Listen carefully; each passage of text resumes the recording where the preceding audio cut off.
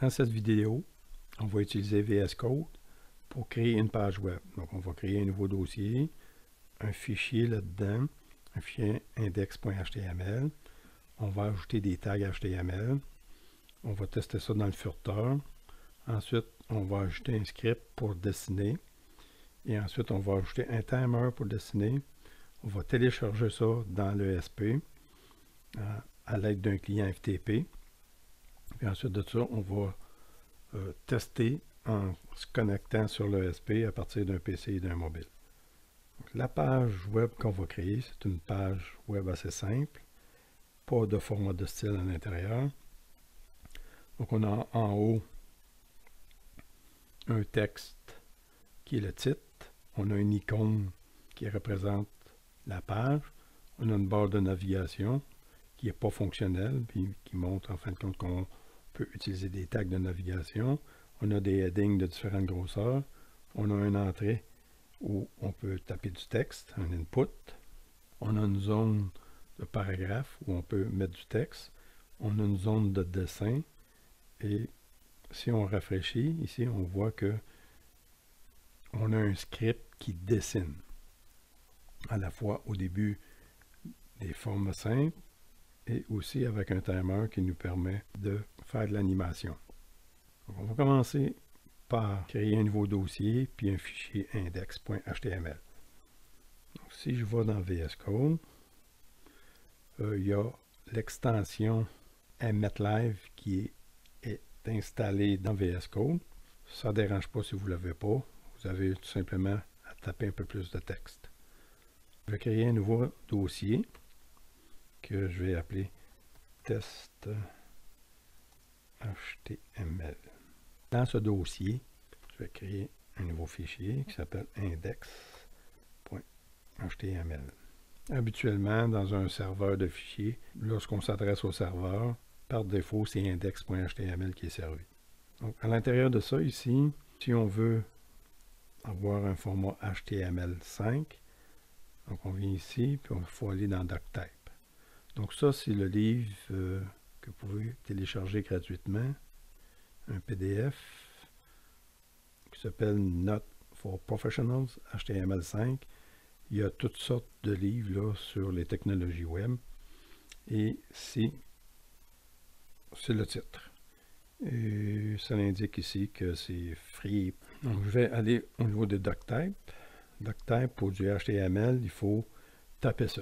Donc du HTML et les balises, c'est du simple texte. Mais si on a l'extension Emmet, je fais tout simplement Shift, le point d'exclamation et Tab. Et donc ça ici, ça définit un HTML5. Et ça, c'est des choses qu'on peut copier. Ça reste toujours pareil ou à peu près. Là. On a l'entête, un head puis un body. Donc dans l'entête, ici, on a le titre qu'on peut modifier. Mon titre.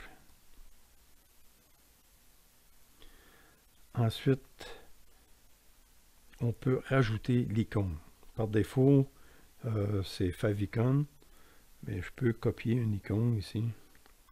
CTRL, copie, je vais mettre ça dans le dossier, CTRL V, et je vais demander de mettre l'icône. Donc j'ai le tag ou la balise link qui nous dit que c'est une icône et la référence, c'est celle-ci, elle doit être dans le dossier. Je fais un CTRL S. Si je viens ouvrir ça dans une page, dans le furteur, donc ça, je vais me déplacer dans le répertoire. Smain, test.html, Shift, souris droite, j'ouvre ça avec Chrome. OK, ça c'est le document original, ça c'est celui que je viens de créer, mon titre. Il n'y a rien d'autre, donc on va aller pour créer une barre de navigation. Donc si je viens ici, on a des listes, des tables, des commentaires, etc. Il y a toutes sortes de balises HTML pour permettre de créer une page web. Donc on va en voir seulement quelques-uns, ceux qu'on va avoir de besoin pour faire notre projet. Donc si je vais dans un nav, Navigation Bars, On peut souvent prendre les exemples là-dedans, faire un contrôle-copie, aller directement dans le fichier index et on s'en va dans le body. Si je fais ça ici, je vais juste comme ça, CTRL S, je reviens dans le navigateur, je fais une mise à jour et il a ajouté la barre de navigation. Donc on ne peut pas naviguer parce que les autres pages n'existent pas et il n'y a pas de serveur de démarrer pour servir les pages non plus. Donc si on y avait été manuellement, par exemple, on aurait pu simplement taper plus petit, on fait nav, tab, je ferme, et là, entre les deux, on peut mettre nos informations. On peut procéder comme ça. Bon, au Z, on va regarder la barre de navigation qu'on avait. Ensuite de ça, ce sont les headings qu'ils appellent. Donc, au niveau des headings, c'est tout simplement un tag H. Si je copie ça, CTRL copie, je viens ici, je fais un V, je fais un CTRL S, je rafraîchis,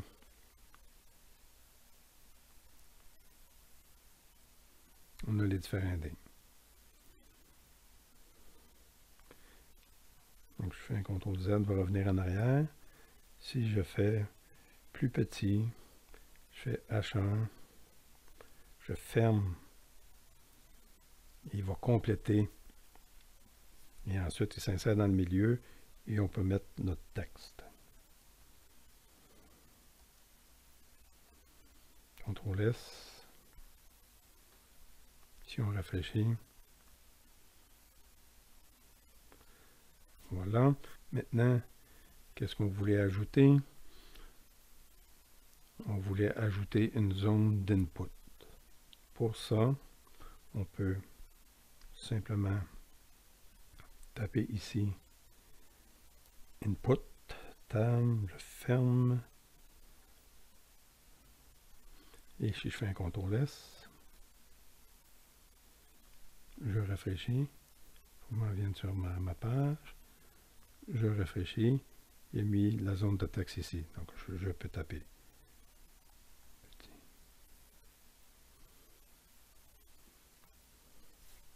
Je vais déplacer ma zone de texte. CTRL Z.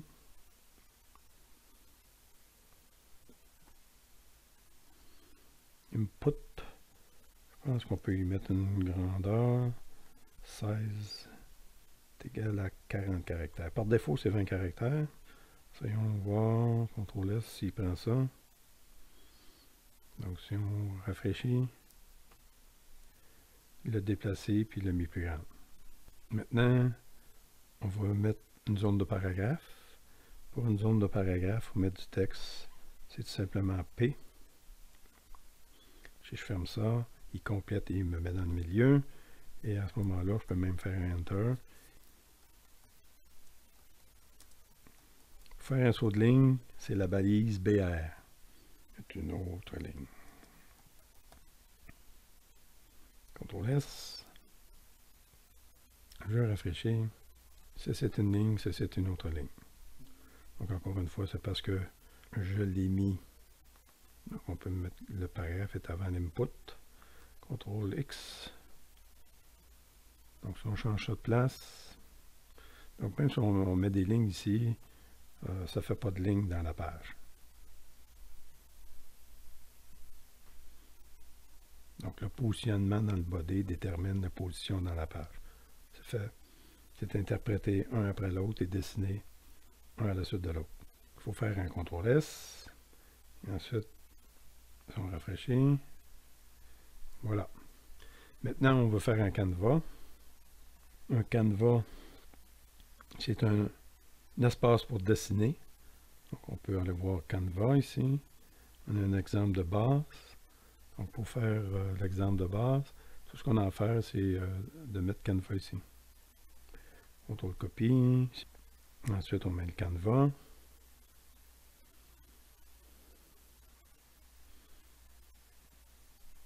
Puis on peut changer l'identification aussi. Mon Canva. Delete. Donc ça, c'est une zone pour dessiner. Si on réfléchit, il ne se passe rien. Maintenant, si je viens mettre un script, donc pour faire un script, c'est script. Je ferme ça, ça complète et je peux mettre mon script. Le script, je vais aller le chercher. C'est l'exemple. Ça se trouve être ça ici.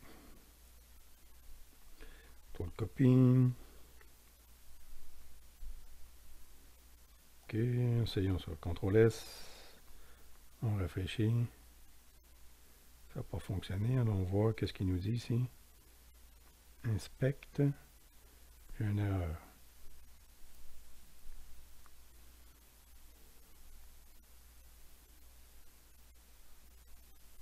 Cannot read property get context. OK. Je reviens ici. Mon élément, premièrement, il ne s'appelle pas MyCanva. J'ai changé de nom. Donc, mon Canva. C'est le même que je l'ai appelé ici, mon Canva. Donc, il va se servir. Tout le script ici, là, je voudrais bien qu'il soit tab identé. Là. Donc, tout ça, c'est le script. Donc, dans la page, on l'a nommé mon Canva. Donc, il le retrouve. Il établit un contexte qu'on appelle CTX. C'est l'objet CTX, un 2D. Il va changer les couleurs. Donc, c'est RGB, rouge, vert, bleu. Donc, 0 pour le bleu, 0 pour le vert et full rouge. Ensuite, ici, c'est tout noir. On voit un texte qui est noir. On pourra mettre un texte, là, d'une couleur, par exemple, bleu. Donc, F, ça serait bleu. Donc, le commentaire sera peut-être plus correct, là.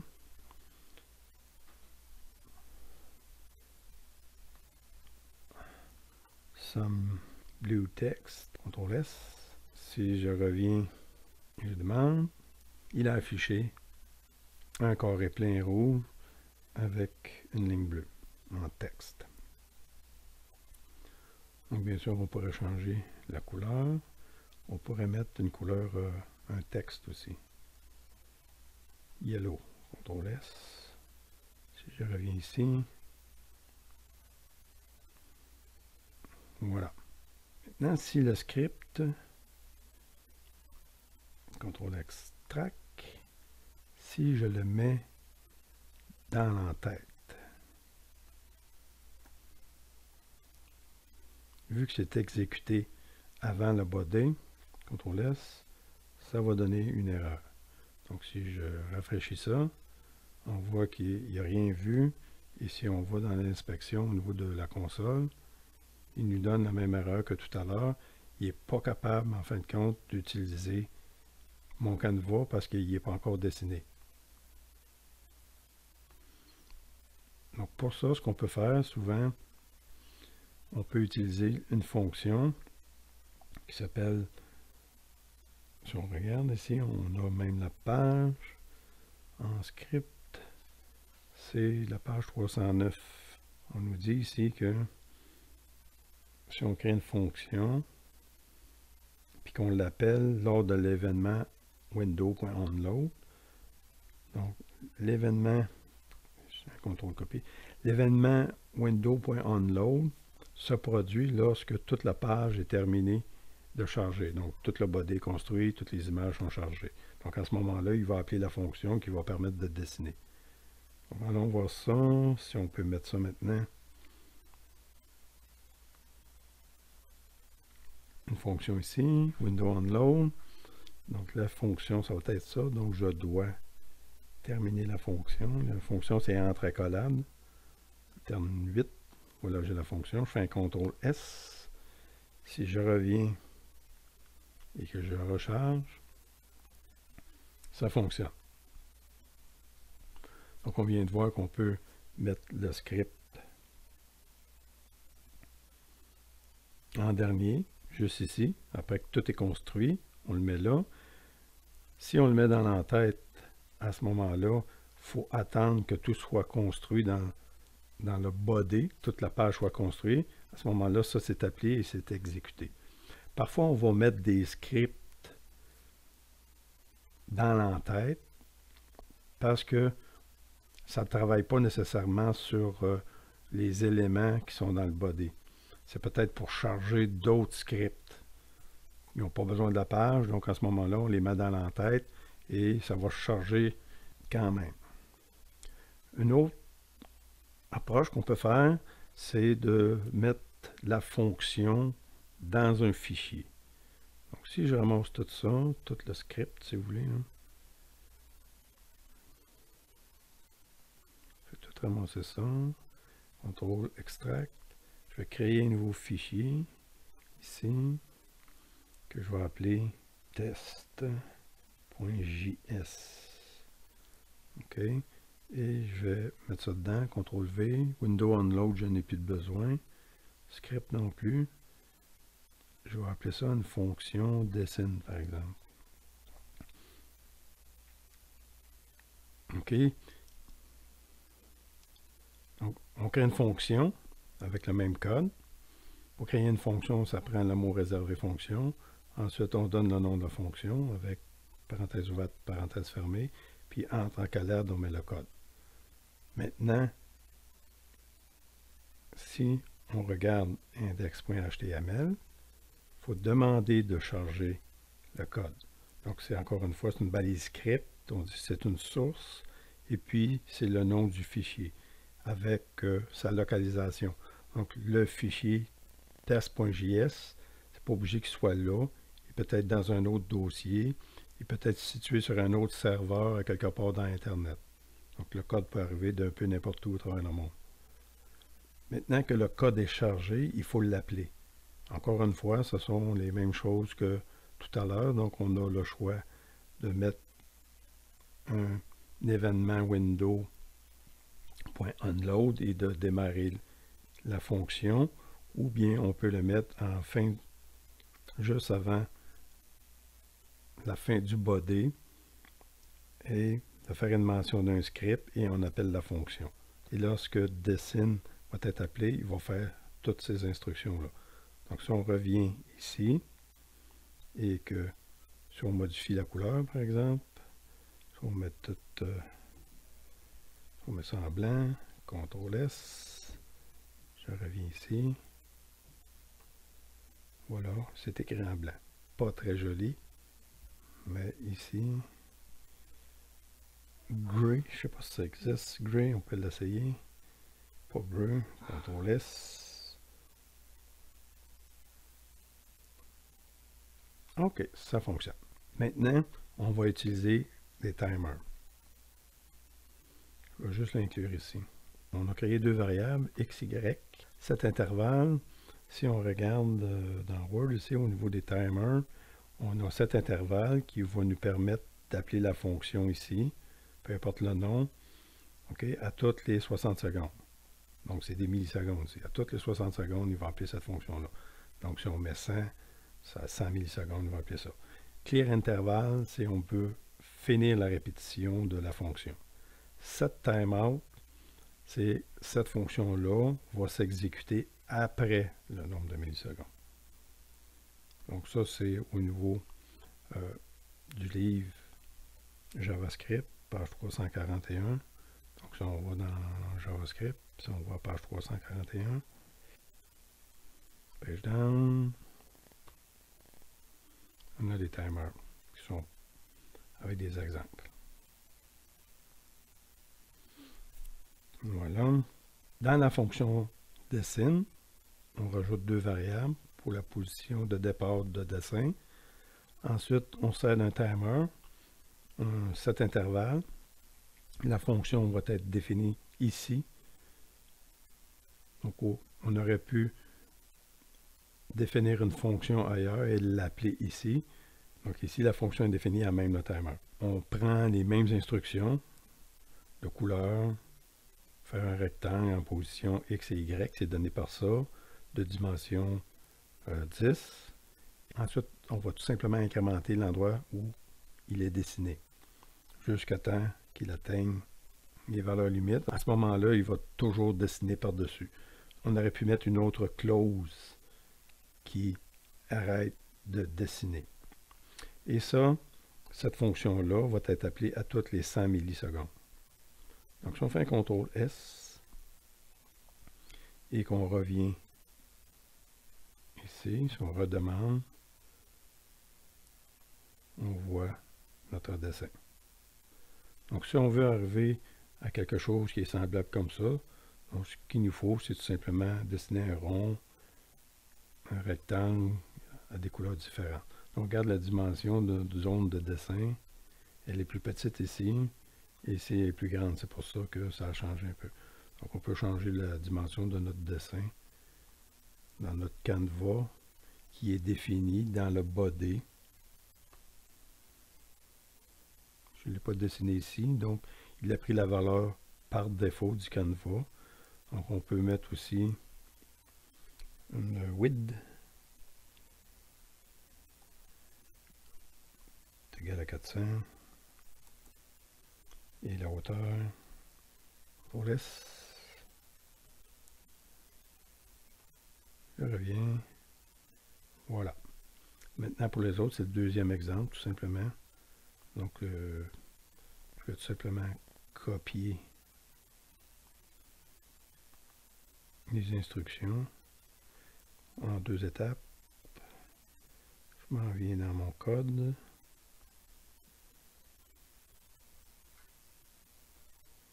Ici, on va faire ça avant. La programmation pour les faire dessiner avant. Ensuite, l'autre partie.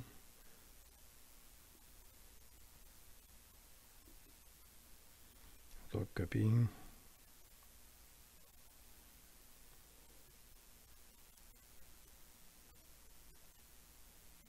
On laisse mise à jour. Et si on va en voir exactement comme l'autre, eh bien, je peux vous donner la solution. On peut enlever ça. Rectangle bleu, rectangle jaune, et puis un cercle rouge. Puis le dessin des petits carrés. La zone grise. On peut enlever ça. On laisse. Voilà. On va utiliser le Canva pour faire des dessins à partir de librairies, un peu comme on vient de faire. Dans test.js, on a fait une fonction pour dessiner ça. Et on a des fonctions en JavaScript qu'on va pouvoir importer pour dessiner des belles jauges et des beaux graphiques et de communiquer avec WebSocket. Donc la prochaine vidéo, le but, ça va être d'établir une communication WebSocket entre le furteur et l'ESP de façon à ce que ce soit l'ESP qui puisse fournir les fichiers et ensuite, à partir des données, qu'il puisse modifier le Canva. Donc, on va nous faire une page interactive. Mais avant, on voudrait bien envoyer le contenu dans l'ESP et voir si, en se connectant sur l'ESP, il va pouvoir servir la même page. Maintenant, il reste à télécharger nos fichiers dans l'ESP à l'aide d'un client FTP et ensuite de le tester en se connectant sur l'ESP. Et on va télécharger à l'aide d'un client FTP. Une SCP, ça en est un. Je me connecte. Est-ce que je suis connecté? Oui.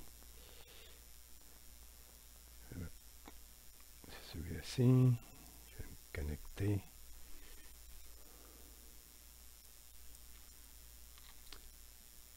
Donc, je vais aller chercher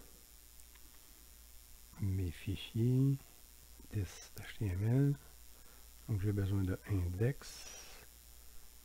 Si on regarde, JM est là, ICO est là, donc l'index et puis test. De là, on va envoyer de ce côté-là. Copier. Oui. Voilà. C'est J'ouvre la page, je demande de rafraîchir. Voilà. Servi à partir du ESP8266. Qu'est-ce que j'ai fait? J'ai tout simplement remplacé le fichier index HTML par le nouveau fichier index HTML. Et ce fichier-là utilise test.js pour dessiner.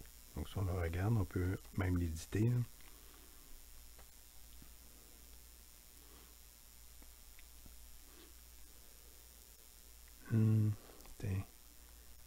Une petite ligne.